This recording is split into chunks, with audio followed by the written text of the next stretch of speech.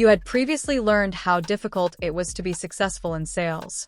On one occasion, he attempted to sell preserved flower accessories for the science club, but was unsuccessful in selling the majority of his wares. Defeated and disheartened, he returned to the scientific club room, feeling sorry for himself. To his astonishment, when he arrived, a female he had never met before greeted him, Himari, another club member. Unlike him, she had stayed at the main stall and was able to sell items that he couldn't. She handed him an envelope containing money, which he received while avoiding meeting her eyes. He attempted to remain cool despite being flustered and unable to deal with the presence of a beautiful female. Curious, Himari questioned him about the flower-selling activity, noting that it was not part of their formal club obligations. You claimed that he persuaded their advisor to approve it as a personal initiative. Reluctantly, he revealed his desire to become a floral accessory maker, which went against his parents' desires. Determined to prove them wrong, he set a target of selling 100 items during the school fair. Himari laughed at the idea, saying that any parent would oppose such a risky lifestyle, but she saw his desire. She decided to aid him right away after seeing how far he still had to go. She didn't share her strategy, but she vowed to do the marketing herself. That encounter signaled the start of you and Himari's unexpected friendship. 2 years passed, yet the two remained close.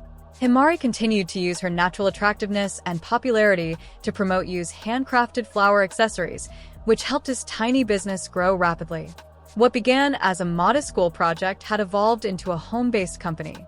Yu sat in the scientific lab, his normal workspace, one afternoon after class, painstakingly arranging recently preserved flowers, their colors bright beneath the mild lighting.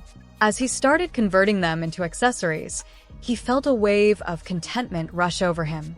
He was glad for the peacefulness of this existence and the ability to create what he loved in peace. People, including his sister, often told him he was too introverted, but you considered it as a virtue. His reclusive personality provided him with the focus and seclusion required for his craft. He was so focused that he didn't notice Himari sneaking up behind him until she leapt onto his back. He chastised her mildly for interrupting his attention, but Himari pouted, stating that she had been waiting there for almost an hour, entirely ignored while he obsesses over flower petals. She persuaded him to call it a day and spend some time with her, her eyes bright with excitement. Yu hesitated, but eventually revealed that he had been thinking about the cultural festival 2 years ago, which had started everything. Much had changed since then, yet their friendship had only strengthened. After some light teasing and her customary tenacity, Himari persuaded him to leave early and stroll home together. A recollection from 2 years ago has resurfaced. It was shortly after they had sold all of the flower accessories at the event. You had questioned Himari why she had gone so far to assist him. Without reluctance, she admitted that she actually enjoyed accessories and wanted to sell them. With an embarrassed smile, she acknowledged that one of her motivations was to earn the necklace you had given her as a thank you present. With a cheeky sparkle in her eye, she promised that she would continue to support him and promote his creations. She also joked that she had been spying on him during his work sessions, observing as he meticulously made each piece, and even saw him become upset while gathering flowers from the garden. Himari had originally intended to buy a choker from him and leave it at that. But after hearing his narrative and witnessing his devotion, something in her shifted.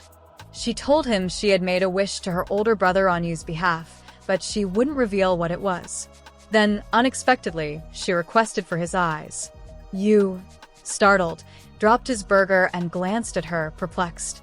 She grabbed the burger, took a bite, and quickly clarified that she admired how his eyes gleamed as he worked on his creations. She wanted to be the only person to see that side of him. With a grin, she promised to help sell as many accessories as possible, proudly declaring her wish to become his best friend.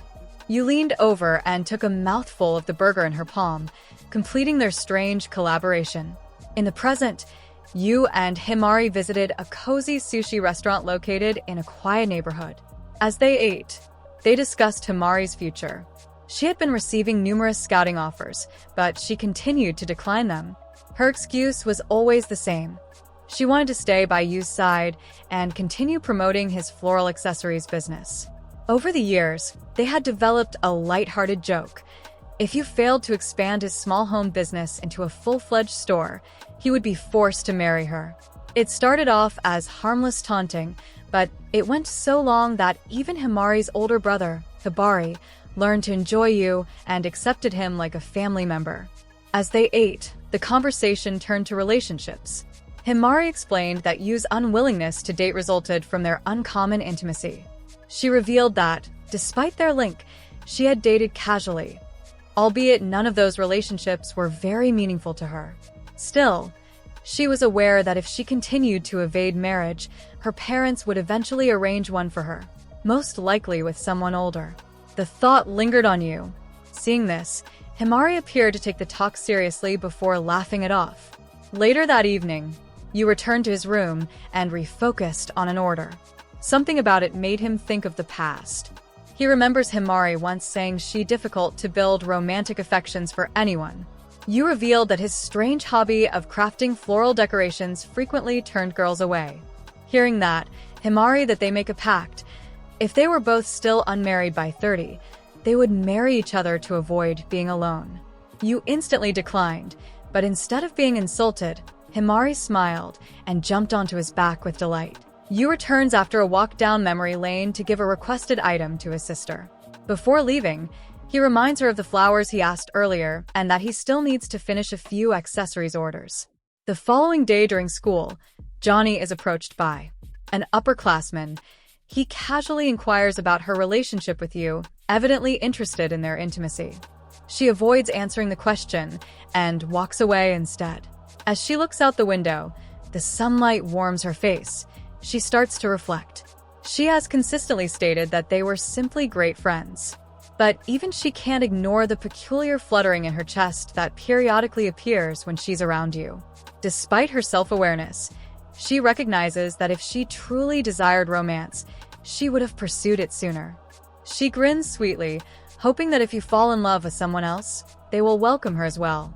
She values their friendship and does not want it to end. In another scene, you purchase a carton of milk from a vending machine while he considers doing the same. The sound of footsteps attracts his attention. A girl with long black hair comes up alongside him to buy a drink. For a time, he is fully entranced. His attention is drawn to her peaceful attractiveness, prompting him to choose appropriate accessories for her. Then he discovers something startling. She is wearing one of his bracelets. This design did not sell well. Only Himari had purchased one, and the other had been sold during a cultural festival years prior. The bracelet snaps before he can grasp the concept, and the girl tries to fix it while visibly disturbed. Yu offers to fix the situation, but the girl reacts defensively. Embarrassed by his own impulsiveness, he hastily escapes down the corridor, quietly swearing not to tell anyone about the incident. During class, instead of paying attention to the lecturer, Yu and Here exchanged text messages.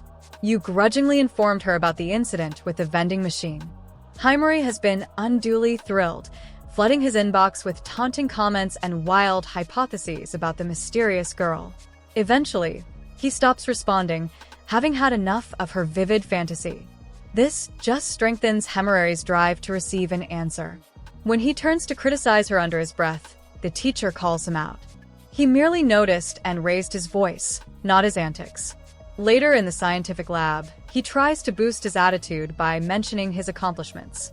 Someone had saved one of his early accessories for many years. Shinji enters the lab looking for Yu, interrupting his response. His presence triggers a shift in the environment, making it more competitive. Shinji and Himari appear to be attempting to assert their dominance over Yu, despite their refusal to express it explicitly. Yu observe with apathy, perplexed by the abrupt change. Although they had a brief relationship in middle school, the current tension between them is more than just awkward feelings. Then, Air leans out the window and accuses Shinji of dating 5 girls at once in middle school, among other absurd charges. Shinji quickly retaliates, claiming that his marriage was a game of boredom. Yub interrupts the chaos and asks why Shinji is seeking for him. Shinji tells you that you accidentally ran into his friend Rian, whom he lovingly refers to as Ren. She has been hesitant to ask you to repair her bracelet. When Rian exits the hallway, Hiri recognizes her immediately. Later, during lunch, you and Hiri sit down to examine the coincidence.